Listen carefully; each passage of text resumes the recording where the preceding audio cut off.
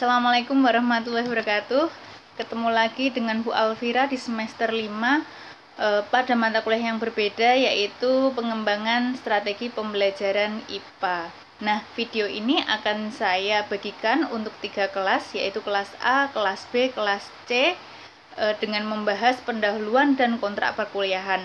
Nah, pada kesempatan kali ini Bu Alvira berharap apa yang saya sampaikan tidak terlalu panjang lebar sehingga membutuhkan durasi yang lama, karena saya khawatirkan durasi yang lama akan membuat kuota mahasiswa akan semakin jebol ya.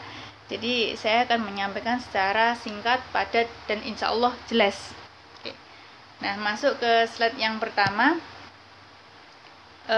Di slide yang pertama di sini ada deskripsi mata kuliah ya.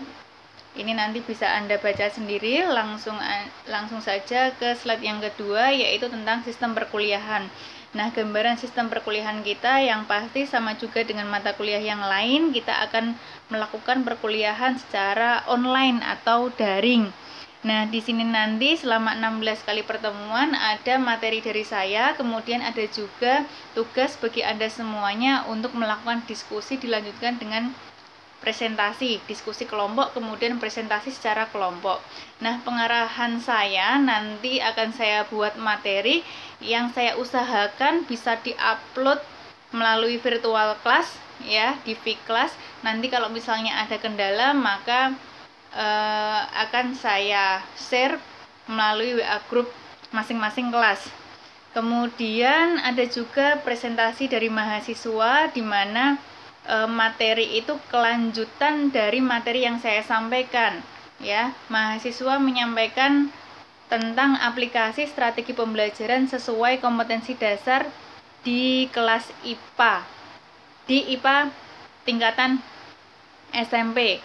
Kemudian nanti mahasiswa saya minta untuk membuat media slide presentasi atau PowerPoint yang dilengkapi dengan aplikasi screen recorder with facecam. Seperti yang saya lakukan ini, Anda melakukan presentasi, kemudian rekam layar beserta wajahnya ya. Kemudian nanti jangan lupa untuk absen menggunakan Vclass.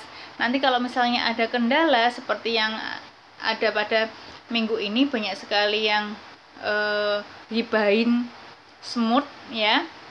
Nanti silahkan Anda sampaikan di WA group, di screenshot, Bu, ini saya ada kendala, saya tidak bisa absen, time out dan sebagainya. Nanti akan saya absen satu persatu, tapi Anda usaha terlebih dahulu untuk absen sendiri-sendiri ya. Kemudian jangan lupa setelah presentasi tetap dilanjutkan diskusi kelas, di mana narasumber atau yang menghandle tetap kelompok mahasiswa yang bertugas. Itu gambaran sistem perkuliahan kita selama 1 semester. Kemudian akan saya sampaikan terkait dengan agenda perkuliahan. Sama dengan perkuliahan offline, kita ada 16 kali pertemuan. Kemudian saya usahakan sampai 14 kali pertemuan kita sudah selesai. Tetapi agenda yang saya sampaikan di sini adalah agenda yang fleksibel.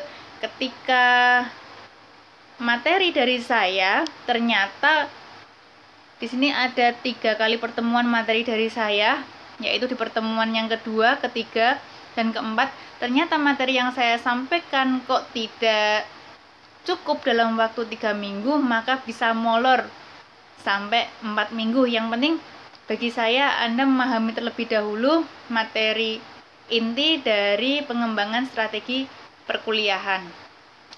Jadi kalau Anda lihat pada slide ya, materi hari ini kita mulai untuk pendahuluan.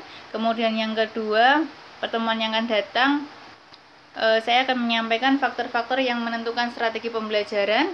Kemudian pertemuan yang ketiga, akan saya sampaikan strategi pembelajaran dan macam-macamnya. Macamnya itu banyak sekali, sehingga saya akan buat menjadi 2 kali pertemuan ya, tentang macam-macam strategi pembelajaran. Kemudian masih ada di minggu kelima, itu sudah mulai presentasi kelompok pertama. Saya minta Anda untuk mengaplikasikan strategi pembelajaran sesuai dengan KD yang nanti akan saya bagi di slide-slide yang terakhir. Nah, jangan sampai nanti ada yang bilang, Bu, saya nggak siap untuk presentasi yang akan datang. Ya, jangan ada yang sampai bilang seperti itu, karena agenda perkuliahan ini sudah saya sampaikan di pertemuan yang pertama. Maka kelompok 1 itu harus mulai siap-siap. Anda download KD yang sudah saya sampaikan, Anda mulai mencermati dengan materi yang saya sampaikan pada 3 pertemuan itu. Ya, kalau Anda juga bisa nyambi dari sekarang, tidak hanya kelompok 1, kelompok 2, kelompok 3, dan kelompok seterusnya, bisa langsung Anda membuat ketika saya menyampaikan di minggu pertama, minggu kedua, minggu ketiga. Jadi ketika waktunya Anda presentasi, Anda tidak terlalu banyak memulai dari awal, karena Anda sudah nyicil dari saat saya menyampaikan materi di pertemuan yang kedua. Ya, semuanya sama tugasnya. Saya minta untuk mengaplikasikan strategi pembelajaran yang tepat pada KD yang sudah saya bagikan, nanti ada di slide yang terakhir. Kemudian di pertemuan yang ke-8 itu kita akan melakukan UTS ya.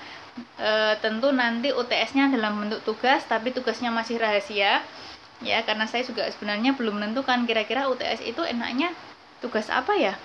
Nah, selanjutnya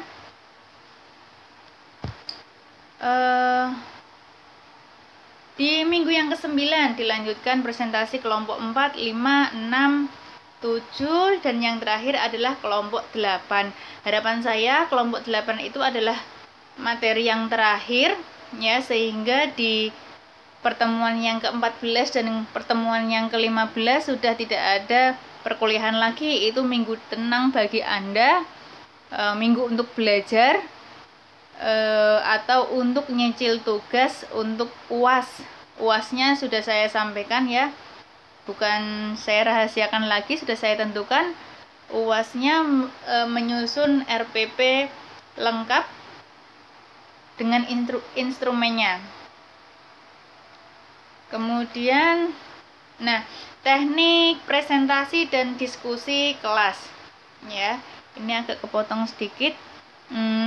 Tugas dikerjakan, yang pertama tugas dikerjakan secara kelompok ya. Jadi gimana caranya mengerjakan tugas secara kelompok?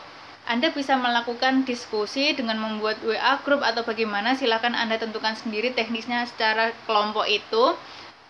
Anda bisa WA secara pribadi atau dengan telepon grup ya, video call grup dan lain sebagainya. Ya, saya harap Anda ketika diskusi itu tetap dalam bentuk online, tidak usah bertemu ya, karena sekarang dalam media online itu sangat mendukung kita untuk melakukan diskusi ya. Mulai sekarang tolong Anda kurangi intensitas untuk pertemuan tatap muka ya, jeng-jeng, kumpul, reuni dan lain sebagainya, itu dikurangi. Kalau nggak perlu banget, butuh banget, itu nggak usah dilakukan, karena Kudus ini zonanya zona merah banget, mungkin merah tua ya, itu sangat bahaya sekali. Jadi kita itu rentan untuk tertular. Maka mahasiswa tolong patuhi protokol kesehatan demi Anda sendiri, demi keluarga dan orang-orang yang dicintai.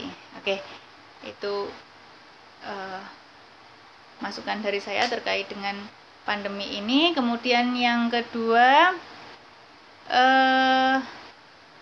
kelompok itu silahkan buat slide presentasi seperti yang saya sampaikan di awal, disertai dengan aplikasi rekam layar with facecam ya, boleh pakai PC maupun Android ya. Kemudian presentasinya dilakukan secara individu seperti ini. Jadi yang direkam hanya satu muka, tetapi nanti ketika dikumpulkan atau diupload itu sudah digabung dengan teman yang lainnya dalam satu kelompok. Jadi nanti ada yang ngedit menggabungkan rekaman dari mahasiswa satu dengan mahasiswa yang lainnya, dan usahakan durasinya itu maksimal 15 menit ya. 15 menit itu sudah panjang sekali ya. Itu butuh berapa kuota ya kalau misalnya 15 menit Kemudian yang keempat, nah materi silahkan Anda upload ke Google Drive atau YouTube atau akun apapun ya. Nanti linknya Anda kirimkan kepada saya melalui WA pribadi boleh ya, WA grup juga boleh, cuman kalau WA grup itu kadang tenggelam dengan chatting yang lainnya sehingga ketutup. Jadi kalau bisa ya WA pribadi saya, WA pribadi saja. Usahakan materi yang link yang Anda sampaikan kepada saya nanti akan saya upload ya, akan saya masukkan ke dalam vKelas. Nah, maksimal materi dikirim itu jam 4 sore sehari sebelum perkuliahan dimulai. Nah, kalau misalnya waktu kuliahnya itu Jumat, maka Kamis jam 4 itu maksimal sudah dikirimkan ya. Insya Allah malamnya akan saya upload karena kalau malam itu lebih lancar dibandingkan kalau misalnya pagi, sehingga pagi itu semuanya bisa mengakses, atau malam juga Anda sudah bisa mendownload atau melihat materi yang dibuat oleh teman yang bertugas. Nah, kemudian selanjutnya pada saat jadwal perkuliahan semua mahasiswa wajib menyimak materi yang telah dibagikan oleh kelompok yang bertugas. Mahasiswa juga wajib untuk bertanya, memberikan sanggahan atau tanggapan seperti yang kita lakukan pada saat mata kuliah Anfis Makhluk Hidup ya. Nah, semuanya memberikan pertanyaan, tidak usah ditulis tangan, tapi langsung aja tuliskan melalui chat di WA group. Nanti pemateri yang bertugas memilih 3 pertanyaan atau tanggapan yang terbaik dan dijawab melalui WA group itu pada hari yang sama. Kalau misalnya langsung ketemu jawabannya ya langsung dijawab, itu akan lebih baik. Tapi kalau misalnya kok nanti molor-molor kemudian ditimpa mata kuliah yang lain, maka bisa di skip dulu ya. Anda bisa menjawabnya ya maksimal pada hari itu, jangan sampai hari Sabtu baru Anda menjawab kalau misalnya perkuliahannya itu hari Jumat. Semoga bisa dipahami ya. Selanjutnya penilaian. Nah, penilaian ini saya ambil dari 3 unsur. Yang pertama adalah tugas, kemudian yang pertama tugas, yang kedua UTS, dan yang ketiga adalah UAS. Proporsinya untuk yang tugas itu 30% saya samakan dengan UTS ya. Jadi menurut saya di sini yang paling tugas itu merupakan bagian yang berat, tidak hanya UTS. Saya sangat kasihan dengan mahasiswa kalau tugas buatnya sudah mumet-mumet, cari referensi di sana ke sini, harus menyatukan pendapat dalam satu kelompok, belum lagi ngetik dan lain sebagainya. Kok poinnya hanya sedikit, itu sangat kasihan. Maka tugas itu persentasinya saya samakan dengan UTS, dan UASnya itu tetap yang paling besar yaitu 40%. Nah, tugas yang saya maksud di sini merupakan tugas kelompok dan tugas individu ketika Anda presentasi. Jadi tugas kelompoknya itu kan materi yang Anda buat secara utuh ya, tidak usah membuat makalah, langsung materinya Anda masukkan dalam bentuk slide PowerPoint ini, karena kita juga nggak sempat ya melihat ngeprint makalah kemudian disebarkan, itu ribet sekali. Cukup kita buat slide PowerPoint saja ya. Kemudian tugas individu itu saya nilai dari kelancaran ketika presentasi dan penguasaan dalam menjelaskan. Kemudian jangan lupa absen melalui vKelas ya. Kalau misalnya Anda sering nggak hadir tanpa keterangan, saya juga agak enggan memberikan nilai yang bagus ya. Kalau misalnya Anda selalu datang, aktif, kok datang selalu absen, kemudian aktif ya, dosen itu akan senang. Kalau misalnya ngasih nilai A itu ikhlas. Tapi kalau nggak pernah absen mau ngasih A, padahal mahasiswanya itu pintar, kayaknya ikhlas nggak ikhlas gitu kan ya. Kemudian kehadiran minimal 75%, maksudnya absennya itu minimal 75%, kurang lebih 12 kali pertemuan. kurang dari 12 pertemuan Anda tidak absen, maka nilai tidak keluar. Ya, sebenarnya kontrak ini hampir sama dengan pembelajaran secara offline atau tatap muka. Nah, untuk referensinya buku apapun. Ya, buku apapun silahkan Anda pakai yang berkaitan dengan strategi pembelajaran. Buku yang saya pakai dan buku yang saya rekomendasikan yaitu buku metodologi pembelajaran IPA. Buku ini menurut saya lengkap sekali, hanya ada minusnya ya. Menurut saya ada minusnya itu buku ini kan disesuaikan dengan pengembangan kurikulum 2013, tetapi kenapa di bagian belakangnya di aplikasinya masih menggunakan kurikulum sebelumnya yaitu KTSP. Masih ada istilah elaborasi, elongasi, kemudian konfirmasi. Nah, itu sudah nggak dipakai sekarang di kurikulum 2013. Jadi buku apapun boleh Anda pakai. Rekomendasi pakai buku ini. Nanti kalau misalnya Anda mau pakai buku ini, Anda bisa mendaftar ya. Mendaftar, nanti akan saya usahakan untuk mendapatkan buku ini. Tetapi untuk mendapatkannya silakan perwakilan salah satu mahasiswa untuk mengambil bukunya di ruangan saya. Nggak usah semua mahasiswa, cukup salah satu, nanti bisa dibagikan di luar. Tapi kalau misalnya Anda nggak mau beli, ya tidak masalah ya.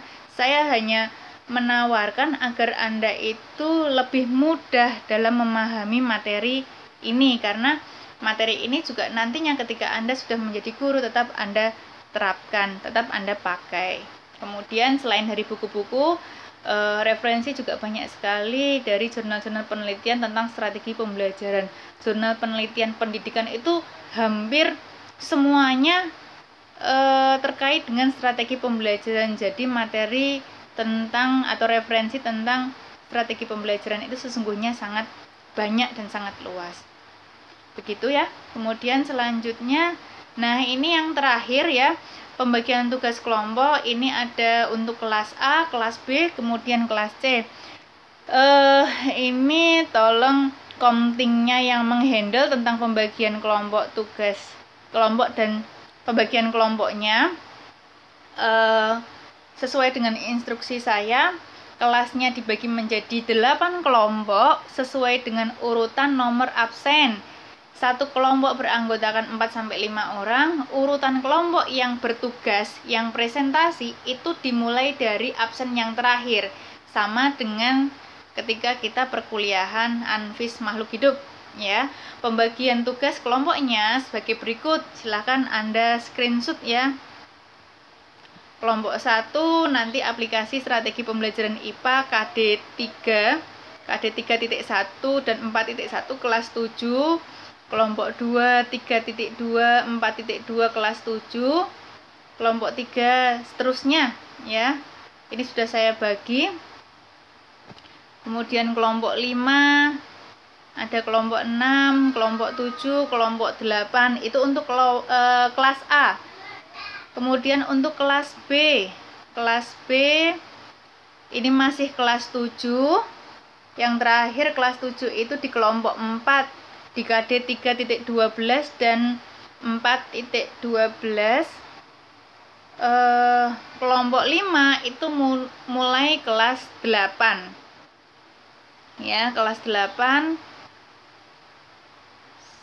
sampai kelompok 8 itu juga masih kelas 8. Kemudian kelas C ini kelompok di kelas C ini semuanya sampai terakhir kelompok kelas 8 SMP. Jadi yang kelas 9 ya mungkin nanti bisa dijadikan untuk tugas yang lainnya. Jadi pemerataan tugas ini nanti Anda bisa bertukar-tukar dengan kelas yang lain, dijadikan satu buku, dijadikan satu dokumen, nanti bisa digunakan sebagai referensi ketika Anda sudah mengajar. Jadi Anda punya materi lengkap dari kelas 7 sampai kelas 8. Kelas 9-nya nanti menyusul. Ya.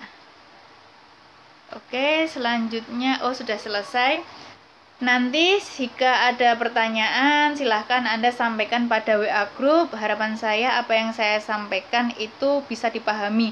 Kritik, komen, Bu misalnya ngomongnya kecepatan, kurang jelas, kurang apa tulisannya, kurang apa dan lain sebagainya, atau Bu pakai aplikasi ini saja yang gampang, atau terkait dengan kontrak ada yang tidak Anda setujui, silahkan Anda sampaikan ke WA group, karena kritik, saran, komentar Anda sangat membantu untuk perbaikan kedepannya.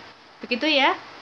Saya harap ya semuanya memahami. Saya akhiri dari saya. Assalamualaikum warahmatullahi wabarakatuh.